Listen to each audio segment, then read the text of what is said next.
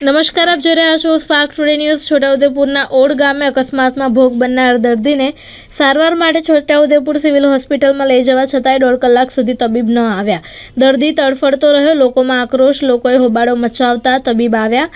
સરકારી દવાખાનાઓમાં 24 કલાકની સેવાની વાતો તો કરવામાં આવે છે, પરંતુ તબીબના નિષ્કાળજીના કારણે અકસ્માતમાં ઈજા પામનારની હાલત કફોડી બની। મારું નામ લાલાભાઈ ડાયાભાઈ ચારણ, બરોબર। મને તાવ આવતા હું છોટાઉદેપુર જનરલ હોસ્પિટલમાં આવ્યો હતો, પણ આ માણસને મેં તડપતા જોયો, મારાથી સહન ના થયું, બરાબર। ડૉક્ટર સાહેબને રિક્વેસ્ટ કરી કે સર પેશન્ટ જુઓ। 1 થી 1.5 કલાક લગી પેશન્ટ આમનામ તડફડતો હતો, કોઈ સારવાર મળી નથી। ડૉક્ટરને એટલી રિક્વેસ્ટ કર્યા પછી એક ઇન્જેક્શન મારીને જતા રહ્યા। પછી અમે બધાએ કીધું ભાઈ મીડિયાવાળાને બોલાવીએ છીએ। પછી એ થોડાક આવીને થોડીક સારવાર કરી। કોઈ સ્ટાફ નથી, કોઈ એક્સરે નથી। આટલું મોટું જનરલ હોસ્પિટલ જિલ્લાનું છે, પણ કોઈ સુવિધા નથી। મારું નામ ભાઈ વિજયભાઈ રાઠવા।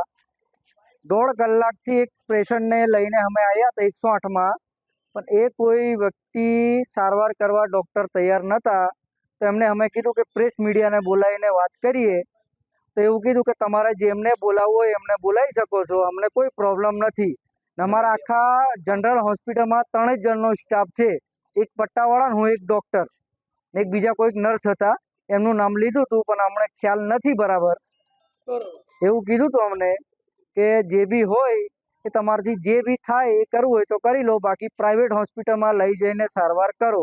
ને એટલું એમને લાગ્યું બી નહોતું કે નુકસાન બી નહોતું, એટલું ખાલી પડીને ખસાઈ ગયા હતા એટલું નુકસાન હતું।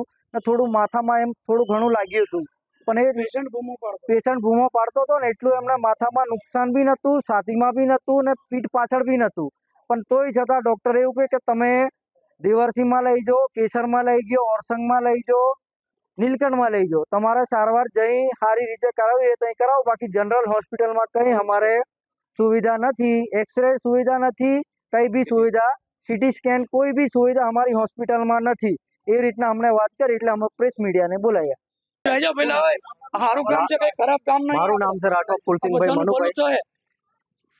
મારા સંબંધી છે ભરૂચથી, એમનું એક્સિડન્ટ થયું હતું ઓડ ગામમાંથી એક્સિડન્ટ થયું। એમના એક્સિડન્ટ થયા પછી 108ને બોલાવી 108માં સરકારી હોસ્પિટલ જનરલ હોસ્પિટલમાં લાયા।